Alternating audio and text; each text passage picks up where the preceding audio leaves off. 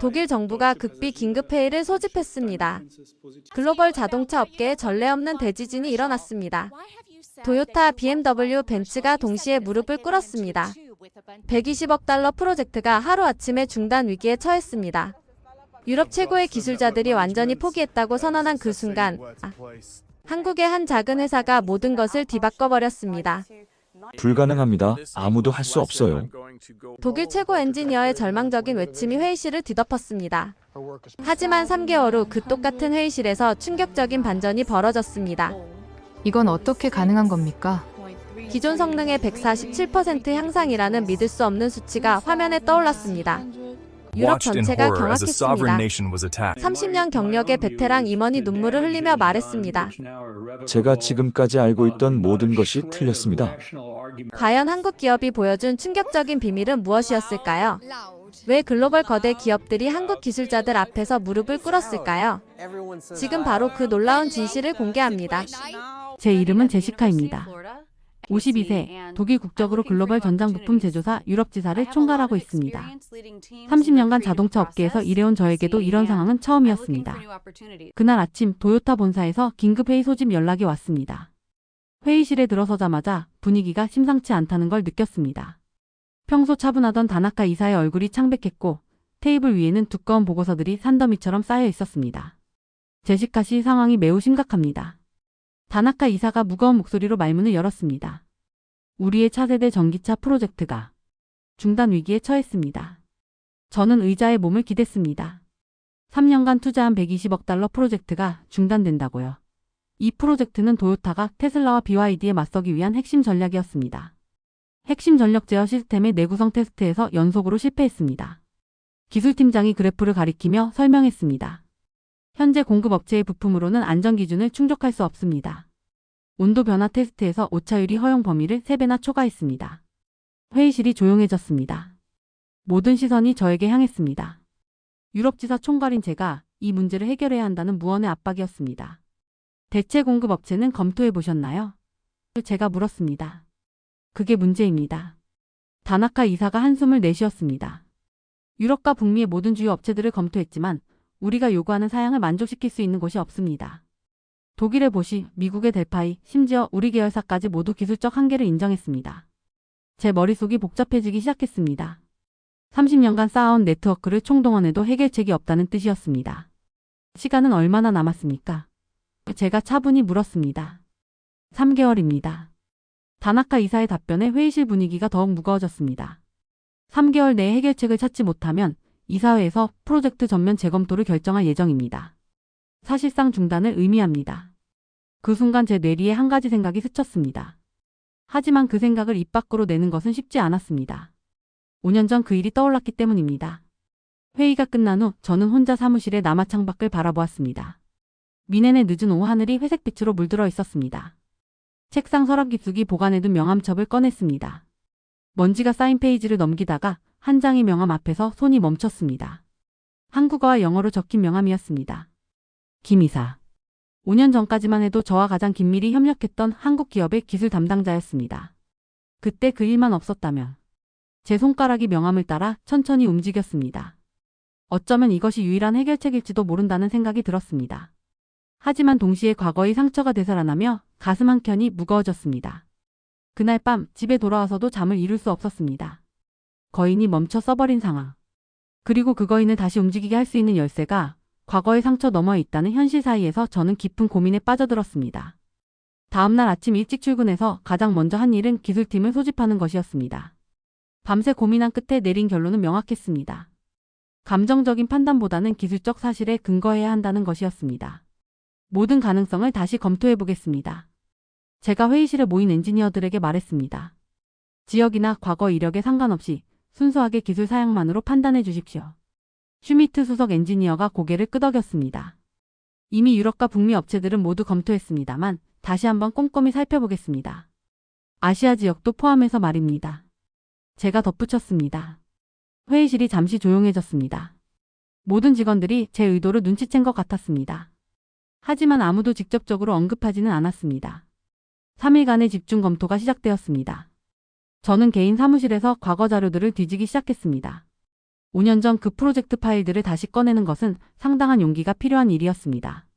첫날 오후 슈미트가 제 사무실 문을 두드렸습니다. 제시카 흥미로운 결과가 나왔습니다. 그가 태블릿을 제 책상 위에 올려놓으며 말했습니다. 일본의 미쓰비시, 독일의 컨티넨탈, 미국의 보그워너. 모두 우리 요구 사양의 85% 정도까지만 충족시킬 수 있습니다. 그럼 완전히 충족시킬 수 있는 곳은? 제가 이미 답을 알면서도 물었습니다. 하나 있습니다. 슈미트가 화면을 스크롤했습니다. 5년 전 데이터이긴 하지만 당시 테스트에서 우리 요구 사양을 110% 상회하는 성능을 보여준 업체가 있습니다. 화면에 나타난 회사명을 보는 순간 제 가슴이 두근거리기 시작했습니다. 바로 그 한국 회사였습니다. 하지만 문제가 있습니다. 슈미트가 걱정스러운 표정으로 계속했습니다. 5년 전 갑자기 협력이 중단되었죠. 당시 상황이 어땠는지 자세히 알 수는 없지만 제가 처리하겠습니다. 제가 단호히 말했습니다. 그날 저녁 집에서 혼자 저녁을 먹으며 5년 전 그 일을 차근차근 되돌아보기 시작했습니다. 당시 저희는 하이브리드 엔진 제어 시스템 개발을 위해 그 한국 회사와 협력하고 있었습니다. 프로젝트는 순조롭게 진행되고 있었고 김 이사와 저는 거의 매주 화상회의를 하며 긴밀히 소통하고 있었습니다. 문제는 프로젝트 막바지에 발생했습니다. 경쟁사에서 우리와 유사한 기술의 특허를 먼저 출원했다는 소식이 들려온 것입니다. 본사에서는 내부 정보 유출 가능성을 의심하기 시작했고 의심의 화살은 자연스럽게 외부 협력업체인 한국 회사로 향했습니다. 제가 직접 조사를 담당했습니다. 객관적인 증거를 찾으려 노력했지만 상황은 복잡했습니다. 기술적 유사성은 분명 존재했고 타이밍도 의심스러웠습니다. 결국 법무팀의 권고에 따라 협력을 중단하기로 결정했습니다. 김 이사에게 전화를 걸어 상황을 설명했을 때의 그 침묵을 아직도 기억합니다. 제시카 씨, 정말 그렇게 생각하시나요? 김 이사의 목소리에는 실망과 배신감이 담겨 있었습니다. 죄송합니다. 회사 결정입니다. 그때 제가 할 수 있었던 말은 그것뿐이었습니다. 그 후 1년 뒤 진실이 밝혀졌습니다. 정보 유출의 실제 경로는 우리 내부 직원이었고 그 직원이 경쟁사로 이직하면서 기술을 빼간 것이었습니다. 한국 회사는 전혀 관련이 없었습니다. 제가 김 이사에게 사과의 전화를 걸었지만 이미 늦었습니다. 제시카 씨, 이미 지난 일입니다. 하지만 신뢰는 한번 깨지면 다시 만들기 어렵습니다. 그의 마지막 말이었습니다. 그 후 5년 동안 저희는 연락을 하지 않았습니다. 이틀째 되는 날 슈미트가 더 상세한 기술 분석 보고서를 가져왔습니다. 제시카, 이건 정말 놀라운 결과입니다. 그가 흥분한 목소리로 말했습니다. 5년 전 그 회사의 기술 수준을 분석해봤는데 현재 우리가 직면한 모든 기술적 문제들을 해결할 수 있는 솔루션을 보유하고 있었습니다. 지금도 같은 수준일까요? 제가 물었습니다. 오히려 더 발전했을 가능성이 높습니다. 최근 특허 출원 현황을 보면 이 분야에서 지속적으로 연구개발을 진행해온 것 같습니다. 제 마음속에서 희망과 불안이 교차했습니다. 기술적으로는 완벽한 해결책이 될 수 있지만 관계 회복이 가능할지는 미지수였습니다. 더 자세한 현황 조사가 필요합니다. 제가 결정을 내렸습니다. 하지만 조심스럽게 접근해야 합니다. 그날 오후 저는 오랫동안 서랍에 보관해두었던 김 이사의 명함을 다시 꺼냈습니다. 명함 모서리가 약간 발해 있었지만 연락처는 여전히 선명했습니다. 전화를 걸기 전에 심호흡을 했습니다. 5년간의 침묵을 깨뜨리는 것은 쉽지 않은 일이었습니다. 하지만 도요타의 미래, 수천 명의 직원들의 생계, 그리고 제 자신의 책임감이 저를 앞으로 밀어붙였습니다. 전화벨이 울리기 시작했습니다. 한 번, 두 번, 세 번. 마침내 익숙한 목소리가 들려왔습니다. 여보세요. 김 이사님, 저 제시카입니다. 전화 너머로 들려오는 김 이사의 목소리는 5년 전과 달라져 있었습니다. 더 차분하고 어딘지 모르게 거리감이 느껴졌습니다. 제시카 씨, 정말 오랜만이군요. 그의 목소리에는 놀라움과 함께 미묘한 경계심이 섞여 있었습니다. 김 이사님, 갑작스러운 연락 죄송합니다. 혹시 잠시 통화가 가능하실까요? 지금 통화하고 있지 않나요? 그의 답변은 예전처럼 따뜻하지 않았습니다. 저는 깊게 숨을 들이쉬고 직접적으로 말하기로 했습니다. 사업적인 제안이 있어서 연락드렸습니다. 도요타에서 진행 중인 프로젝트 관련해서요. 전화 너머로 잠시 침묵이 흘렀습니다. 흥미롭군요. 5년 만에 연락이 사업 제안이라니. 그의 목소리에 약간의 냉소가 담겨 있었습니다. 어떤 내용인지 들어보겠습니다. 다음 30분 동안 저는 현재 상황을 최대한 자세히 설명했습니다. 도요타의 전기차 프로젝트, 기술적 난제, 그리고 왜 그들의 기술이 필요한지를 구체적인 데이터와 함께 전달했습니다. 김 이사는 중간중간 기술적인 질문을 던졌습니다. 내구성 테스트에서의 정확한 오차율은 얼마였나요? 온도 변화 범위는 어느 정도였습니까? 그의 질문들은 여전히 예리했고 기술에 대한 깊은 이해를 보여주었습니다. 하지만 예전처럼 열정적이지는 않았습니다. 상황은 이해했습니다. 마침내 그가 입을 열었습니다. 하지만 제시카 씨, 우리가 왜 이 프로젝트에 참여해야 하는지 명확하지 않습니다. 물론 충분한 보상을 제공할 예정입니다. 기술료와 함께. 돈 이야기가 아닙니다. 그가 제 말을 끊었습니다. 신뢰 이야기입니다. 그 한마디에 저는 할 말을 잃었습니다. 5년 전 일을 기억하실 겁니다. 아무런 증거도 없이 저희를 의심하셨죠. 그 후 1년 뒤에 사과하셨지만 이미 저희는 큰 손해를 입은 상태였습니다. 김 이사의 목소리는 감정적이지 않았습니다. 오히려 더욱 차갑게 사실만을 나열하고 있었습니다. 다른 파트너들과의 관계도 영향을 받았고 사업 확장 계획도 수정해야 했습니다. 무엇보다 직원들의 사기가 크게 떨어졌습니다. 저는 죄송하다는 말밖에 할 수 없었습니다. 죄송합니다. 정말 죄송합니다. 하지만 지금은 다릅니다. 저희가 충분한 보장을 제공할 수 있습니다. 어떤 보장 말입니까? 이때 저는 며칠 전 다나카 이사와 논의했던 내용을 꺼냈습니다. 우선 기술 보안에 대한 더욱 강화된 조항을 제안합니다. 상호 기술 정보 보호 협정을 체결하고 제3자 감시 시스템을 도입하겠습니다. 계속하세요. 그리고 이번에는 단순한 하청 관계가 아닌 공동 개발 파트너로서 진행하고 싶습니다. 개발 비용의 30%를 선투자하고 향후 양산시 기술료를 별도로 지급하겠습니다. 김 이사가 잠시 생각하는 시간을 가졌습니다. 제안은 흥미롭습니다. 하지만 결정권이 제게만 있는 것은 아닙니다. 이사회와 논의해야 할 사안입니다. 물론입니다. 시간이 얼마나 필요하실까요? 2주 정도 시간을 주십시오. 그리고 제시카 씨, 혹시 직접 방문이 가능하신가요? 이런 중요한 사안은 대면으로 논의하는 것이 좋을 것 같습니다. 제 가슴이 두근거렸습니다. 그가 만남을 제안한다는 것은 긍정적인 신호로 보였습니다. 물론입니다. 언제든 한국으로 가겠습니다. 좋습니다. 2주 후에 다시 연락드리겠습니다. 전화를 끊은 후 저는 다나카 이사에게 즉시 보고했습니다. 그는 조심스럽게 낙관론을 표했습니다. 제시카 씨의 개인적 관계가 도움이 될 것 같습니다. 2주 후 좋은 소식을 기대하겠습니다. 하지만 2주는 생각보다 빨리 지나갔고 김 이사로부터 온 답변은 예상과 달랐습니다. 그날은 금요일 오후였습니다. 사무실에서 주말 계획을 세우고 있던 중에 전화가 울렸습니다.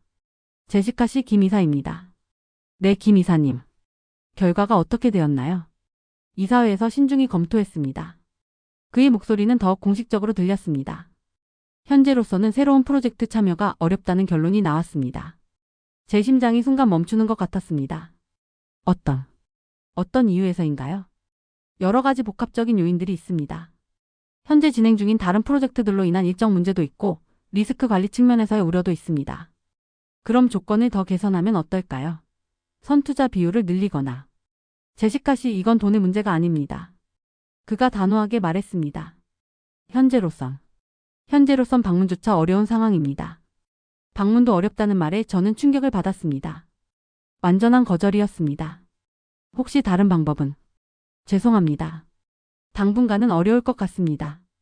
전화가 끊어진 후 저는 허탈한 마음으로 의자에 주저앉았습니다. 창밖으로 미네네 저녁놀이 붉게 물들어가고 있었지만 제 마음은 점점 어두워져만 갔습니다. 월요일 아침 다나카 이사에게 결과를 보고해야 했습니다. 그의 실망한 표정을 보는 것이 가장 힘들었습니다. 다른 대안을 찾아야겠군요. 그가 무거운 한숨과 함께 말했습니다. 아직 포기하긴 이릅니다. 제가 말했습니다. 다른 접근 방법을 시도해 보겠습니다. 하지만 속으로는 막막함만이 가득했습니다.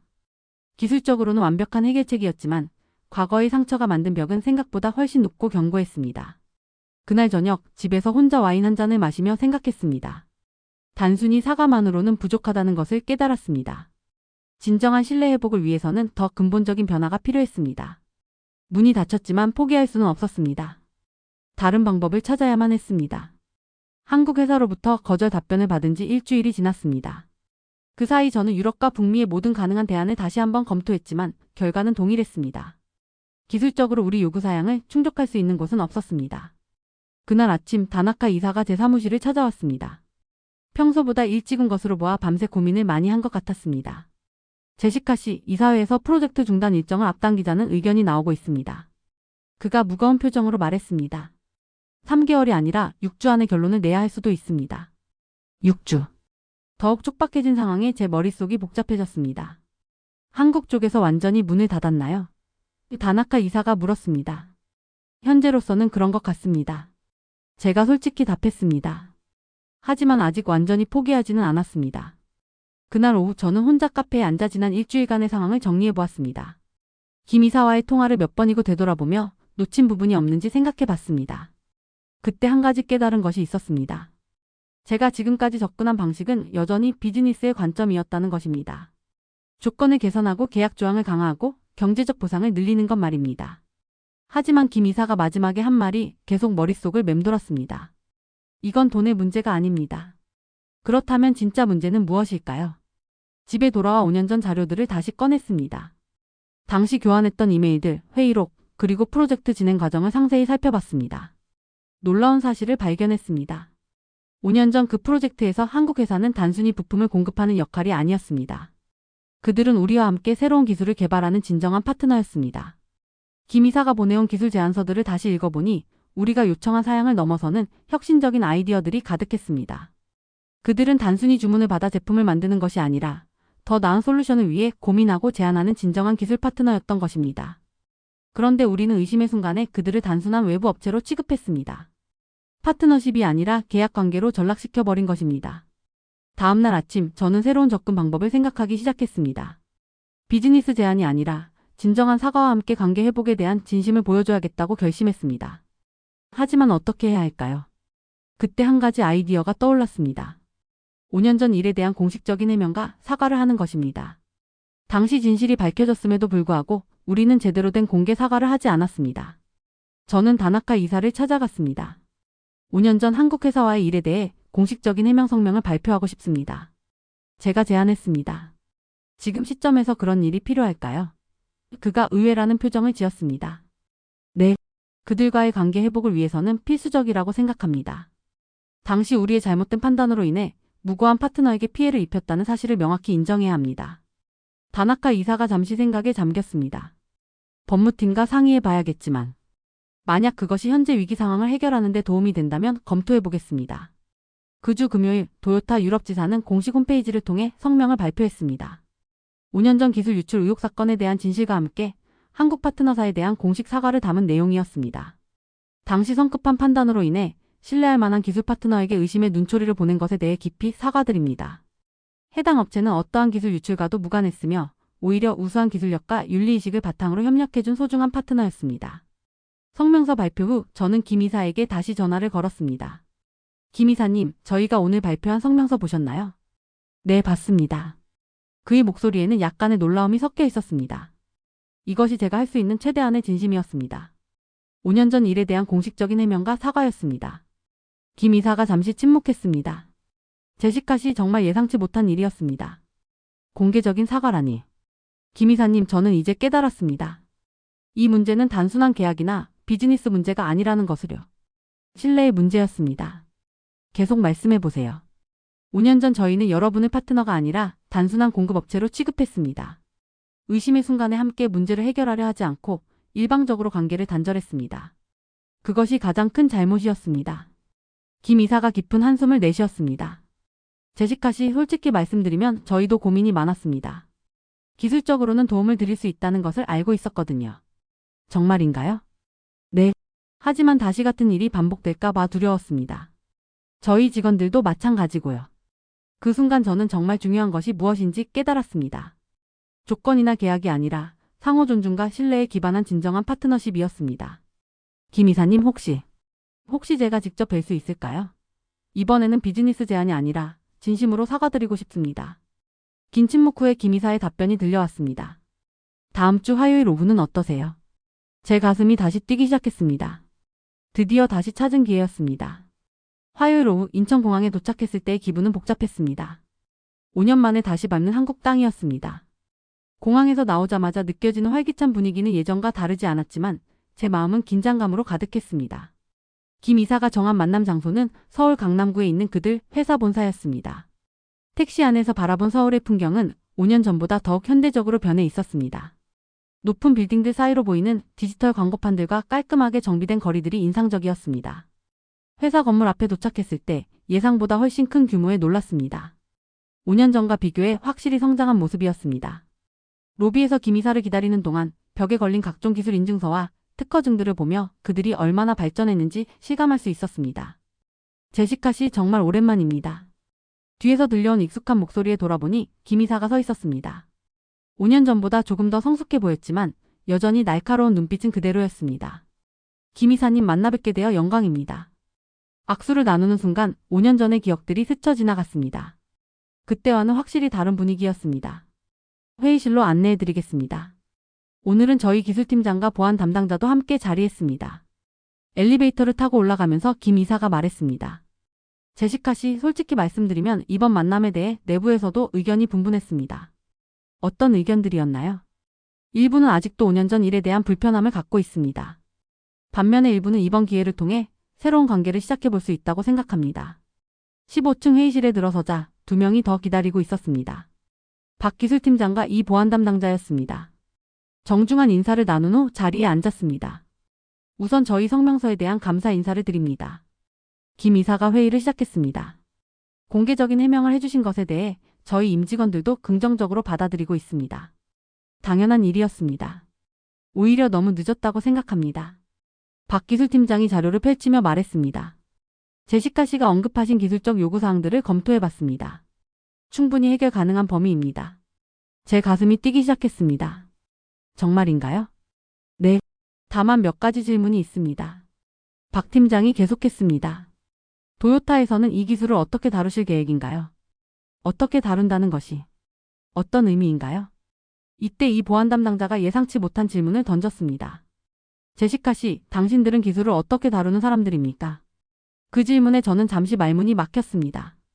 기술적 사양이나 계약 조건에 대한 질문을 예상했는데 완전히 다른 차원의 질문이었습니다. 죄송하지만 질문을 좀 더 구체적으로 설명해 주실 수 있나요?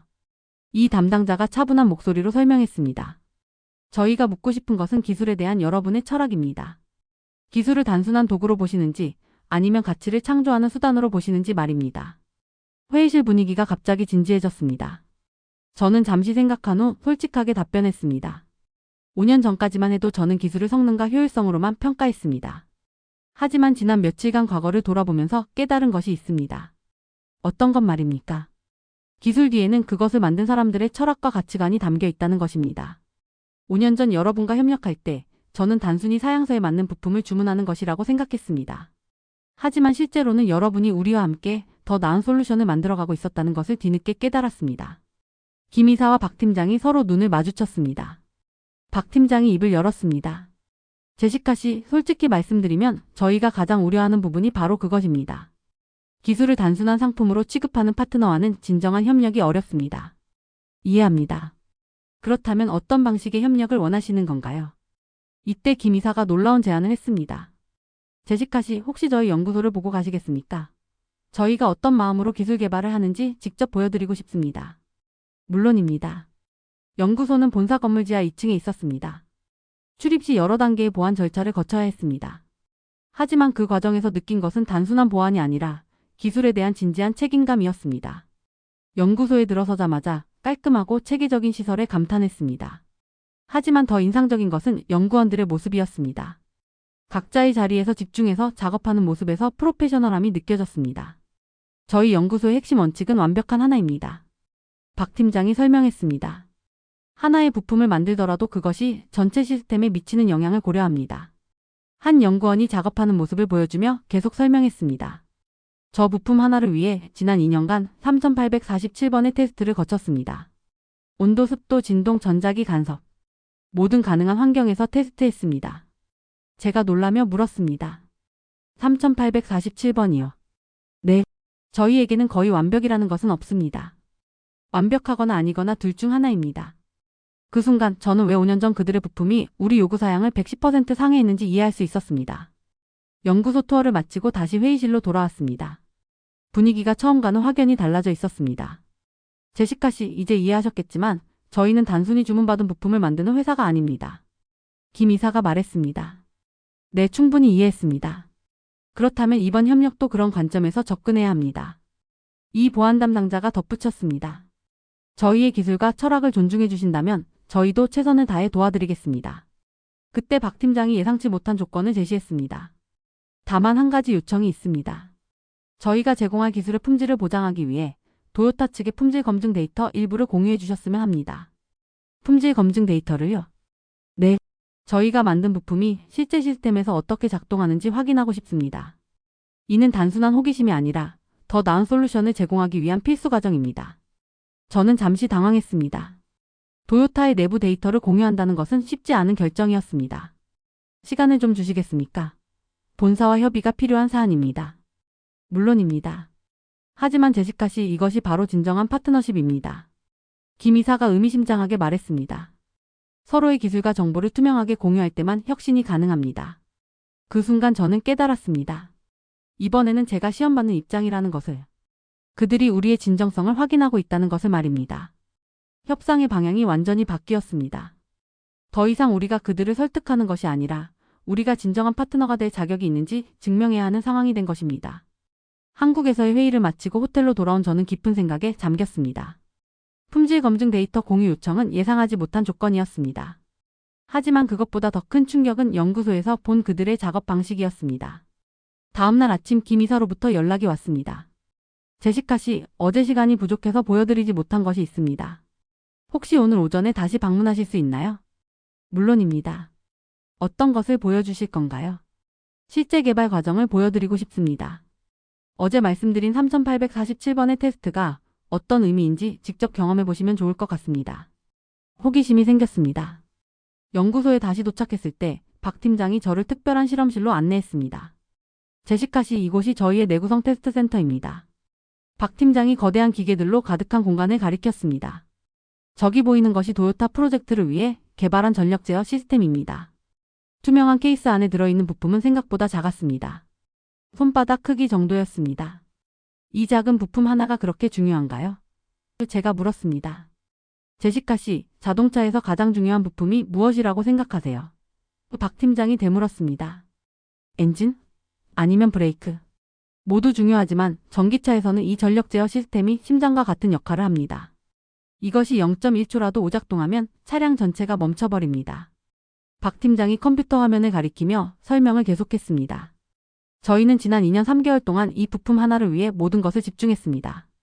팀원 12명이 매일 14시간씩 작업했습니다. 화면에는 수많은 테스트 데이터들이 표시되어 있었습니다. 첫 번째 시도는 실패였습니다. 고온에서 성능이 저하되었거든요. 두 번째 시도도 마찬가지였습니다. 진동 테스트에서 내부 회로가 손상되었습니다. 그럼 언제부터 성공하기 시작했나요? 847번째 테스트 후였습니다. 박 팀장의 답변에 저는 깜짝 놀랐습니다. 847번이나 실패한 후에요. 네. 하지만 저희는 포기하지 않았습니다. 실패할 때마다 원인을 분석하고 설계를 개선했습니다. 재료를 바꿔보고 회로를 수정하고 냉각 시스템을 개선했습니다. 그때 한 젊은 엔지니어가 다가왔습니다. 박 팀장이 소개했습니다. 이분이 정 연구원입니다. 이 프로젝트의 실질적인 개발자입니다. 정 연구원은 20대 후반으로 보였지만 눈빛이 매우 진지했습니다. 안녕하세요. 정말 만나 뵙게 되어 영광입니다.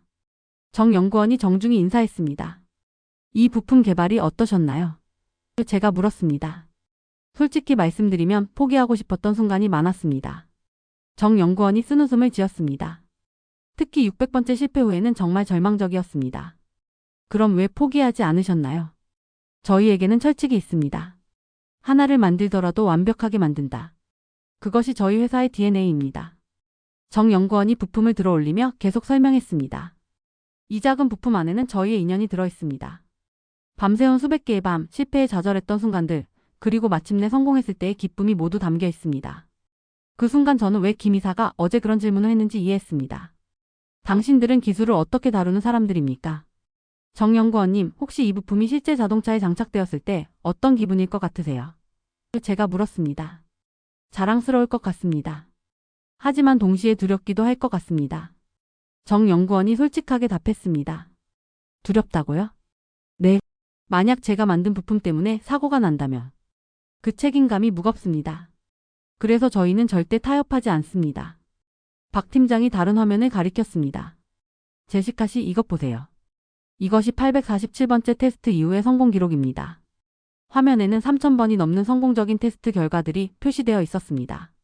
847번의 실패 후에 3,000번 연속 성공했습니다. 그제서야 저희는 완성이라고 판단했습니다. 3,000번 연속이요. 네. 저희 기준에서 연속 3,000번 성공은 상용화의 최소 조건입니다. 그보다 적으면 아직 완성된 것이 아닙니다. 제가 감탄하며 물었습니다. 그럼 다른 회사들은 보통 몇 번 정도 테스트하나요? 대부분 10만 200번 정도면 충분하다고 봅니다.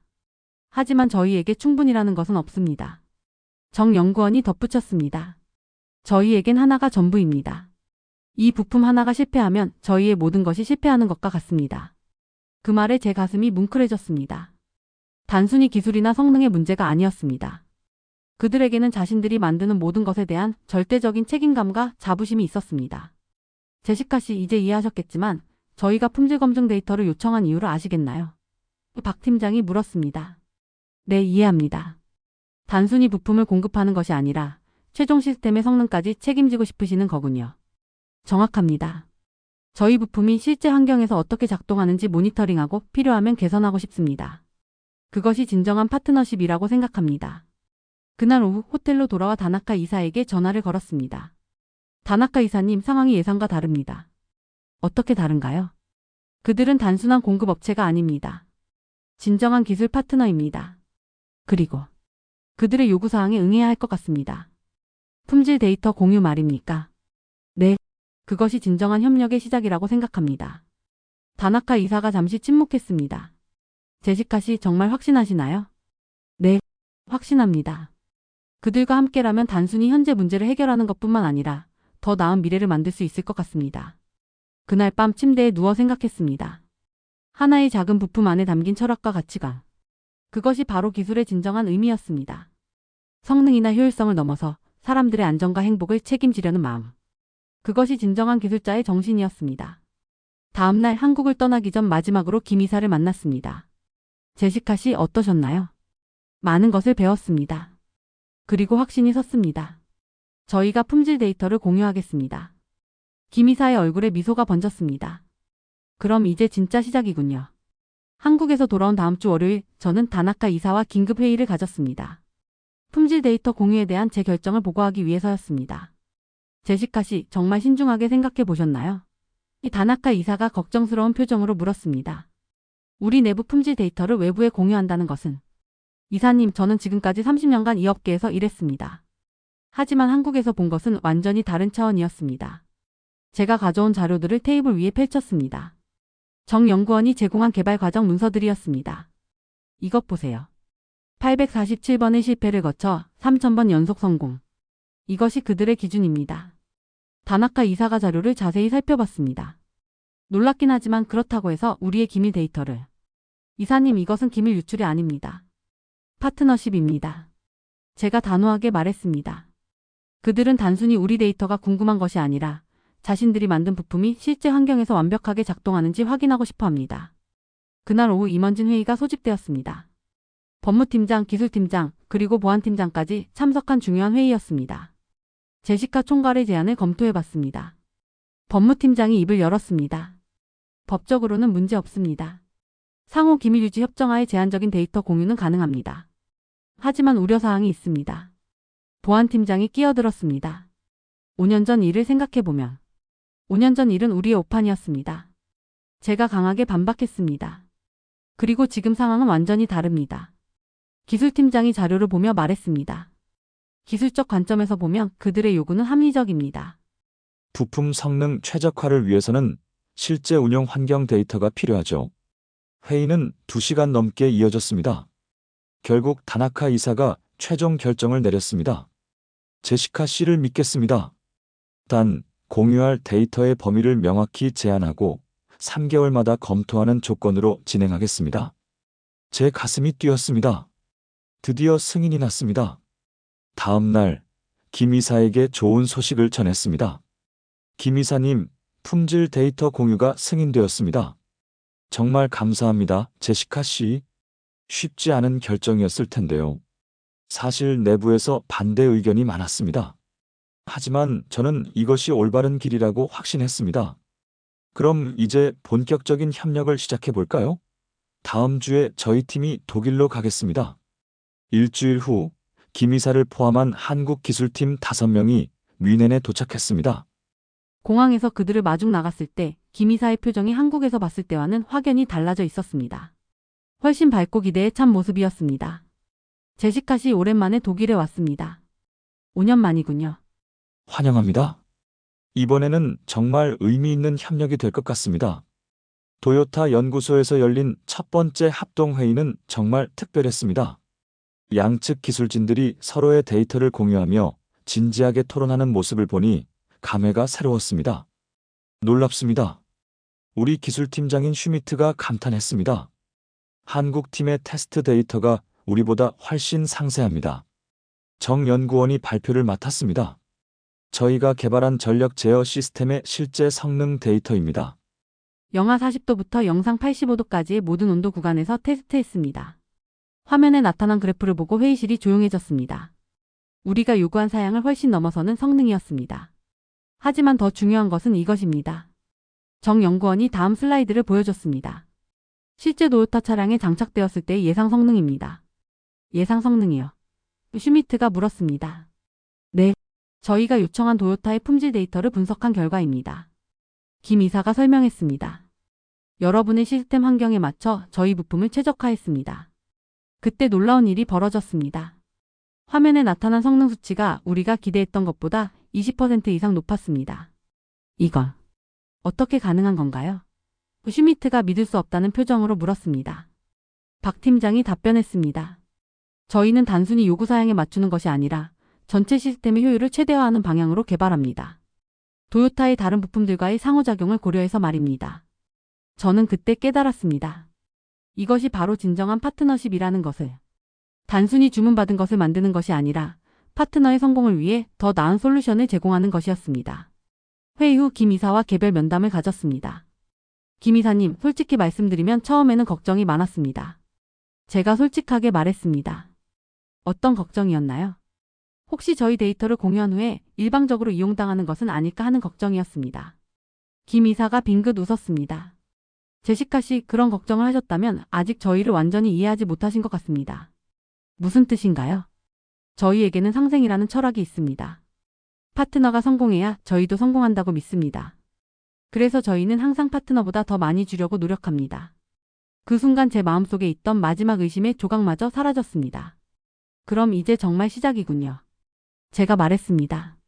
네, 하지만 제시카 씨, 한 가지 더 말씀드리고 싶은 것이 있습니다. 무엇인가요? 사실 저희가 이번 협력을 결정한 가장 큰 이유는 기술이 아니었습니다. 제가 의외라는 표정을 지었습니다.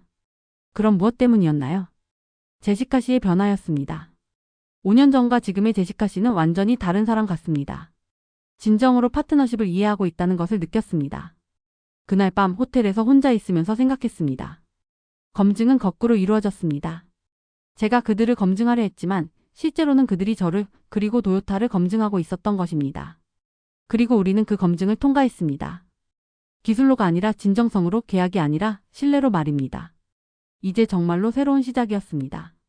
한국 기술팀과의 협력이 시작된 지 한 달이 흘렀습니다. 그 한 달은 제 30년 커리어에서 가장 의미 있는 시간이었습니다. 매일이 새로운 발견과 놀라움의 연속이었습니다. 그날은 최종 성능 테스트 결과가 나오는 날이었습니다.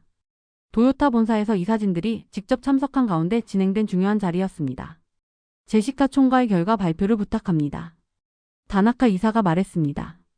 저는 심호흡을 하고 일어났습니다. 화면에 나타난 수치들을 보며 여전히 믿기 어려웠습니다. 존경하는 이사진 여러분, 한국 파트너와의 협력 결과를 보고드리겠습니다. 첫 번째 슬라이드가 나타났습니다. 내구성 테스트 결과 기존 대비 147% 향상되었습니다. 우리가 목표로 했던 100%를 크게 상회하는 수치입니다. 회의실에서 감탄사가 터져나왔습니다. 에너지 효율성은 기존 대비 132% 향상되었고 온도 안정성은 156% 향상되었습니다. 한 이사가 손을 들었습니다. 이런 수치가 정말 가능한 건가요? 네, 3회에 걸친 독립적인 검증을 통해 확인했습니다. 그리고 이것은 시작에 불과합니다. 다음 슬라이드를 보여줬습니다. 한국 파트너는 추가적인 개선안도 제시했습니다. 향후 6개월 내에 성능을 추가로 20% 향상시킬 수 있다고 합니다. 이번에는 완전한 정적이 흘렀습니다. 모든 이사들이 믿을 수 없다는 표정이었습니다. 어떻게 이런 일이 가능한 건가요? 다나카 이사가 물었습니다. 그것이 바로 진정한 파트너십의 힘입니다. 제가 답했습니다. 그들은 우리가 요청한 사양에 맞추는 것이 아니라 우리의 성공을 위해 최선의 솔루션을 제공하고 있습니다. 회의 후 저는 김 이사에게 즉시 결과를 알렸습니다. 김 이사님, 모든 테스트를 통과했습니다. 이사회에서 정식 승인이 났습니다. 축하합니다, 제시카 씨. 하지만 이제 시작입니다. 시작이라고요? 네. 실제 양산에서는 더 많은 도전이 기다리고 있을 것입니다. 저희는 그 모든 과정을 함께 할 준비가 되어 있습니다. 그날 오후 저는 혼자 사무실에 남아 지난 몇 개월을 되돌아봤습니다. 창문 밖으로 보이는 미네네 풍경은 여전했지만 제 마음은 완전히 달라져 있었습니다. 서랍에서 5년 전 명함첩을 다시 꺼냈습니다. 먼지가 쌓여있던 그 명함 한 장에서 모든 것이 시작되었습니다. 하지만 이제 그 명함은 단순한 연락처가 아니라 새로운 철학과 가치관의 상징이 되어 있었습니다. 다음 주 한국 본사를 다시 방문했습니다. 이번에는 양산 계약 체결을 위해서였습니다. 김 이사가 공항에서 저를 마중 나왔습니다. 제시카 씨, 이번에는 기분이 어떠세요? 완전히 다릅니다. 5년 전과는 정반대군요. 계약 체결식은 양측 임원진이 참석한 가운데 진행되었습니다. 하지만 가장 인상적이었던 것은 계약서의 내용이 아니라 식후에 이어진 대화였습니다. 한국 회사의 회장님이 직접 참석하셨습니다. 70대 중반으로 보이는 분이었지만 눈빛이 매우 예리했습니다. 제시카 총괄님, 감사합니다. 회장님이 정중히 인사했습니다. 제가 더 감사합니다. 저희에게 새로운 길을 보여주셨습니다. 새로운 길이라고 하시니 어떤 의미인지 궁금합니다. 저는 잠시 생각한 후 솔직하게 답했습니다. 30년간 저는 기술을 성능과 효율로만 평가했습니다. 하지만 여러분을 통해 깨달았습니다. 기술 뒤에는 그것을 만든 사람들의 철학과 가치관이 있다는 것을요. 회장님이 고개를 끄덕였습니다. 그렇습니다. 기술은 결국 사람이 만드는 것이고 사람의 마음이 들어가야 진정한 기술이 됩니다. 그리고 저는 이제 깨달았습니다. 기술은 성능이 아니라 신뢰로 완성되는 것이라는 사실을요. 회장님의 얼굴에 미소가 번졌습니다. 제시카 총괄님, 그 말씀이 바로 우리가 찾던 파트너의 마음가짐입니다. 그날 저녁 서울 시내의 한 레스토랑에서 팀 전체가 함께 축하 만찬을 가졌습니다. 독일팀과 한국팀이 한 테이블에 앉아 웃으며 대화하는 모습을 보니 이것이 바로 진정한 글로벌 협력이라는 생각이 들었습니다. 정 연구원이 저에게 다가왔습니다. 제시카 총괄님, 개인적으로 감사 인사를 드리고 싶습니다. 제가 무엇을 했다고요? 저희를 믿어주셨잖아요. 5년 전 일 이후로 저희는 항상 의심의 눈초리를 받았습니다. 하지만 제시카 총괄님은 다시 기회를 주셨습니다. 제 가슴이 뭉클해졌습니다. 정 연구원님, 제가 더 감사합니다. 여러분이 저에게 진정한 기술의 의미를 가르쳐 주셨으니까요. 앞으로도 계속 함께 하겠습니다. 이번 프로젝트는 시작일 뿐입니다. 한국에서 독일로 돌아오는 비행기 안에서 저는 긴 편지를 썼습니다. 도요타 전 직원들에게 보내는 편지였습니다. 동료 여러분, 지난 몇 개월간의 경험을 통해 깨달은 것이 있습니다. 우리가 추구해야 할 것은 단순한 성능 향상이 아니라 진정한 가치 창조입니다. 기술은 수치로 측정되지만 완성되는 것은 신뢰입니다. 편지를 쓰면서 생각했습니다. 이번 프로젝트의 진정한 성과는 기술적 성취가 아니라 서로 다른 문화와 철학을 가진 사람들이 신뢰를 바탕으로 함께 미래를 만들어가고 있다는 것이었습니다.